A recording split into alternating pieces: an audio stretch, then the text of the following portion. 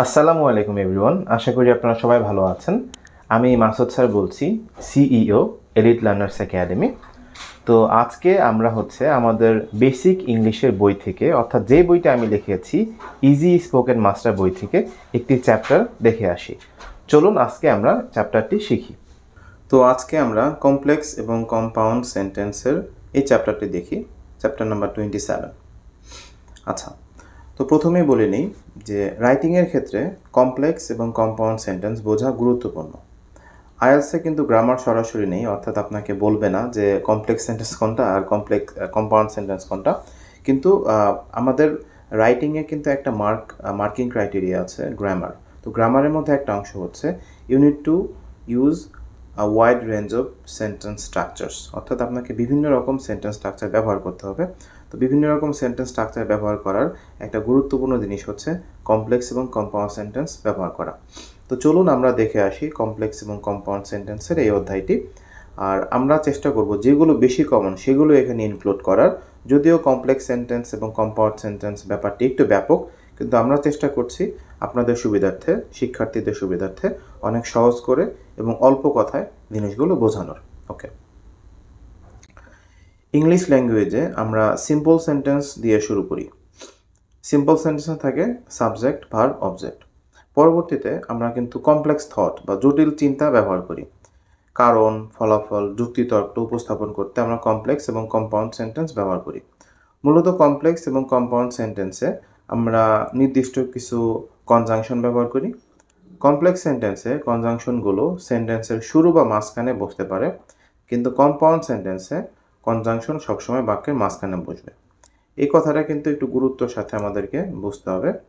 সেটা হচ্ছে যে কমপ্লেক্স সেন্টেন্সে যে কনজাংশন, অর্থাৎ অ্যান্ড, বাট, সো, অ্যাজ, এই জিনিসগুলো আমরা সেন্টেন্সের শুরুতে বসাতে পারি অথবা মাঝখানে বসাতে পারি। আর কম্পাউন্ড সেন্টেন্সের কিছু নির্দিষ্ট আমাদের কনজাংশন আছে, এগুলো অবশ্যই বাক্যের মাঝখানে বসবে এবং আমরা কিন্তু এক্ষেত্রে একটা কমার ব্যবহার করি। আচ্ছা, যেমন as he is sick he won't come today. এখানে দুটো সেন্টেন্স আছে, তাই না? সেটা হচ্ছে অ্যাজ হি ইজ সিক, আর একটা হচ্ছে হি ওন্ট কাম টুডে। তো এখন আমরা অ্যাজ এখানে বসাতে পারছি। As he is sick, as একটা কনজাংশন হিসেবে এখানে ইউজড হয়েছে। As he is sick he won't come today, অথবা he won't come today as he is sick. এই দুইটাই কিন্তু কমপ্লেক্স সেন্টেন্স, দুইটাই কারেক্ট আছে। আর he is an honest man and he is respected by all. সে একজন অনেস্ট ব্যক্তি এবং তিনি সবার দ্বারাই রেসপেক্টেড। এখানে দুটো বাক্য আছে, দেখেন, he is an honest man, আর একটা হচ্ছে he is respected by all. আশা করি ব্যাপারটা বুঝতে পেরেছেন। আচ্ছা, তো এখন আমরা কম্পাউন্ড সেন্টেন্স দেখি। কম্পাউন্ড সেন্টেন্সের আমাদের কনজাংশনগুলো কিন্তু নির্দিষ্ট। যেমন কম্পাউন্ড সেন্টেন্সে আমরা যে সকল কনজাংশন বা লিঙ্কার ব্যবহার করি সেগুলো হচ্ছে ফর, অ্যান্ড, নর, বাট, অর, ইয়েট, সো। এগুলো মনে রাখার সহজ নিয়ম হচ্ছে ফ্যান ভয়েস, অর্থাৎ এফ এ হচ্ছে ফর, এতে হচ্ছে অ্যান্ড, এন এ হচ্ছে নর, বাট হচ্ছে বি, অর হচ্ছে ও, ওয়াই দিয়ে হচ্ছে ইয়েট এবং সো হচ্ছে এস।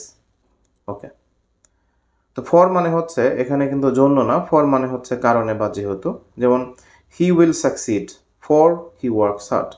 এরকম বাক্য কিন্তু কারেক্ট, অনেকের কাছে নতুন লাগতে পারে। He will succeed for he works hard, অর্থাৎ সে সফল হবে যেহেতু বা কারণ সে পরিশ্রম করে। অ্যান্ড, এবং হি loves travelling and he goes to Cox's Bazar every ইয়ার। এখানে অ্যান্ডের আগে কমা হলো কারণ অ্যান্ডের আগে একটা ফুল সেন্টেন্স আছে এবং অ্যান্ডের পরে একটা ফুল সেন্টেন্স আছে। তো রাইটিংয়ে খেয়াল রাখবেন যে অ্যান্ডের আগে যদি একটা ফুল সেন্টেন্স থাকে এবং অ্যান্ডের পরে যদি 3টা বা 4টা ওয়ার্ডের বেশি একটা সেন্টেন্স থাকে, সেক্ষেত্রে কিন্তু আমাদের কমা ইউজ করতে হবে। অর্থাৎ he loves travelling and he goes to Cox's Bazar every year. সে ভ্রমণ পছন্দ করে এবং প্রতি বছর সে কক্সবাজার যায়। দুইটা স্বাধীন বাক্য আছে, তাই না? হি লাভস ট্রাভেলিং, আবার he goes to Cox's Bazar every year. Okay, নর, নর মানে হচ্ছে ডাবল নেগেটিভ, অর্থাৎ ও না, তুমিও না, সেও না। যেমন he doesn't love his parents, সে তার প্যারেন্টসকে ভালোবাসে না। Nor does he respect them, সে তাদেরকে রেসপেক্টও করে না। তো এখানে ইনভার্সন ইউজ হয়েছে। ইনভার্সন কি, এটা পরে এক সময় আপনাদের সাথে আলোচনা করব। আপাতত মনে রাখবেন যে নর যেহেতু আমি সেন্টেন্সের শুরুতে দিয়েছি এর জন্য আমাকে ডাজ ইউজ করতে হবে। অর্থাৎ নর্মাল সেন্টেন্সটা এমন ছিল, he does not respect them, যেহেতু নটটা আগে দিয়ে দিয়েছি তাহলে হবে নর ডাজ হি রেসপেক্ট দেম, এটা একটা রুল। তাহলে হি ডাজন্ট লাভ হিজ প্যারেন্টস নর ডাজ হি রেসপেক্ট দেম, সে তার বাবা মাকে ভালোবাসে না, সে তাদেরকে সম্মানও করে না। এরপর আছে বাট, কিন্তু Alvi isn't attentive to his work but hour boss likes him, অর্থাৎ আলভি ঠিকমতো কাজ করে না কিন্তু আমাদের বস তাকে পছন্দ করে। তো এখানে বাট মানে হচ্ছে কিন্তু, বাটের পরে একটা সেন্টেন্স আছে আওয়ার বস লাইকস হিম, বাটের আগে একটা সেন্টেন্স আছে Alvi isn't attentive to his work, এর জন্য আমাদের কমা হলো। আচ্ছা, ইয়েট মানে হচ্ছে তবুও, অর্থাৎ বাটের থেকেও যখন আপনি আরেকটু সারপ্রাইজ তখন হচ্ছে yet. Messi is the best footballer in the world yet he was scoreless in the last 3 matches, Messi পৃথিবীর সবচেয়ে সেরা ফুটবলার, তবুও সে গত 3 ম্যাচে কোনো স্কোর করেনি, এই হচ্ছে ইয়েটের ব্যবহার। আচ্ছা, তো এরপরে হচ্ছে আমাদের so, it's raining heavily so we will wait until the rain stops, অনেক জোরে বৃষ্টি হচ্ছে তাই আমরা বৃষ্টি বন্ধ হওয়া পর্যন্ত অপেক্ষা করব, এটার ব্যবহার আমরা সবাই জানি কারণ সো খুব কমন একটা ওয়ার্ড। আচ্ছা, কম্পাউন্ড সেন্টেন্সে কনজাংশনের আগে অবশ্যই কমা দিতে হবে, অর্থাৎ কম্পাউন্ড সেন্টেন্সে আপনি এই যে কনজাংশনগুলো যে ব্যবহার করলাম সো বা ইয়েট, হ্যাঁ, এগুলোর আগে অবশ্যই কমা দিতে হবে। কমপ্লেক্স সেন্টেন্সে কনজাংশনের বাক্যের শুরুতে থাকলে কমা হবে কিন্তু মাঝখান থেকে কমা হবে না। অর্থাৎ আমি আবার এখানে চলে আসি, ধরুন অ্যাজ দিয়ে যদি সেন্টেন্স শুরু করি কমপ্লেক্স সেন্টেন্সে, এই সিকের পরে কিন্তু কমা হয়েছে, তাই না? কিন্তু এই যে he won't come today as he is sick, এখানে কিন্তু কমা না দিলেও কোনো সমস্যা নেই, আপনি এখানে কমা দিবেন না, তাতে কোনো সমস্যা হবে না। আচ্ছা, তো এই হচ্ছে ব্যাপারটা। এখন আমরা কমপ্লেক্স সেন্টেন্সের কনজাংশনগুলো দেখি। আচ্ছা, তার আগে যে এখানে দেখেন এক্সাম্পলটা, you are my friend and I will always help you, ঠিক আছে, and I will always help you, you are my friend, এটা কিন্তু কোনো অবস্থায় হবে না।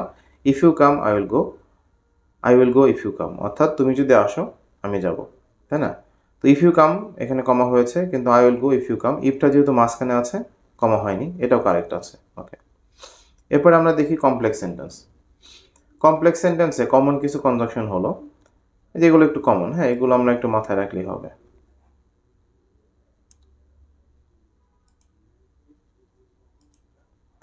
As, since, because, if, when, until, unless, in case, as long as soon as, provided that, on condition that, despite the fact that, আরও আছে, তবে এই কটা হচ্ছে সবচেয়ে বেশি কমন।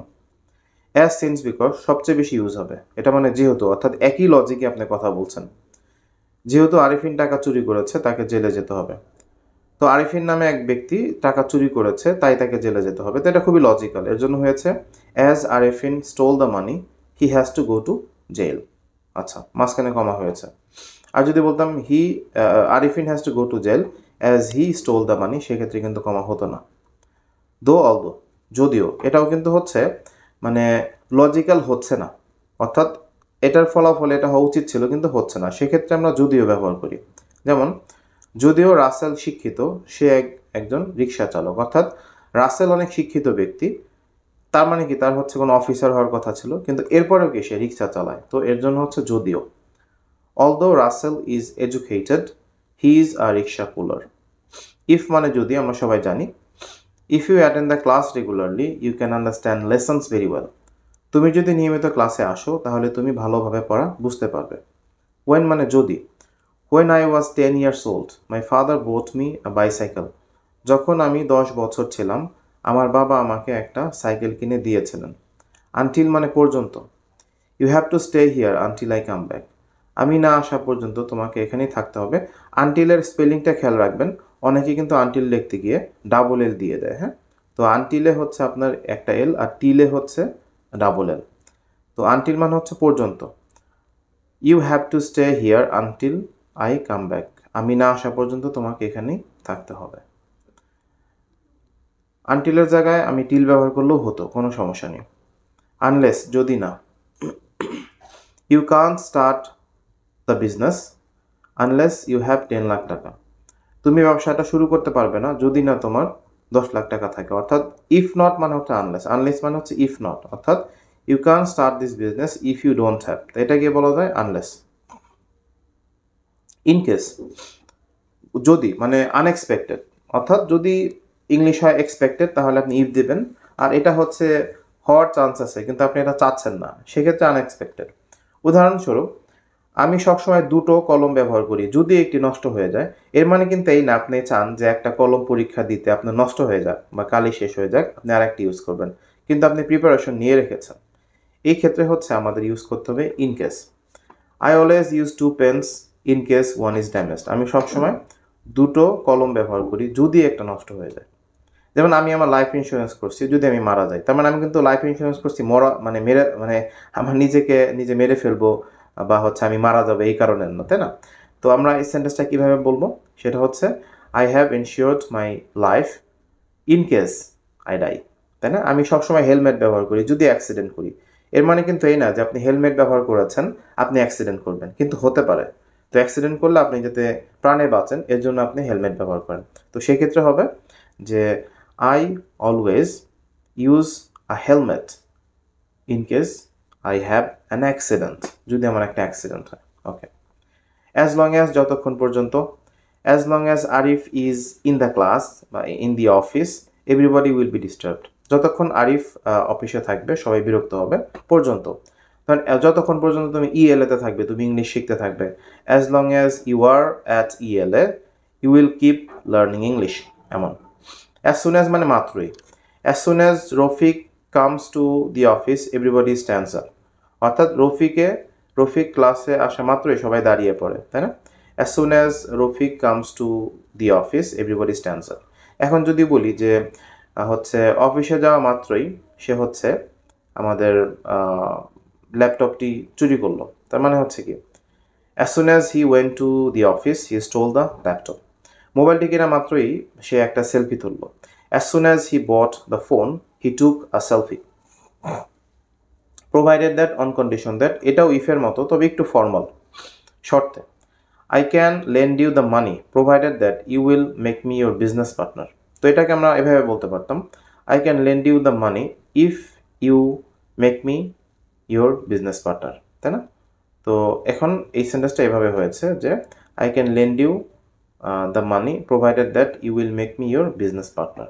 আমি তোমাকে টাকা ধার দিতে পারি এই শর্তে যে তুমি আমাকে তোমার ব্যবসায় পার্টনার বানাবে। ডেসপাইট দ্য ফ্যাক্ট দ্যাট, সত্ত্বেও। He didn't come home despite the fact that his father died. তার বাবা মারা যাওয়া সত্ত্বেও সে বাড়িতে আসেনি। তার বাবা মারা যাওয়া সত্ত্বেও সে বাড়িতে আসেনি, এই হচ্ছে ডেসপাইট দ্য ফ্যাক্ট দ্যাট। তো একটু কোয়েশ্চেন আনসারগুলো দেখে নিই আমরা এই কমপ্লেক্স কম্পাউন্ড সেন্টেন্স ব্যবহার করে, কারণ আপনারা জানেন আমাদের প্রত্যেকটা লেসনে আমরা যা শিখি সেটার কিন্তু একটা স্পিকিং বা রাইটিং সেশন থাকে, যেই কারণে আপনার যদি শিখতে একটু প্রবলেমও হয় ফুল চ্যাপ্টার প্র্যাকটিসের পরে আপনার কিন্তু সব প্রবলেম সলভ হয়ে যাবে।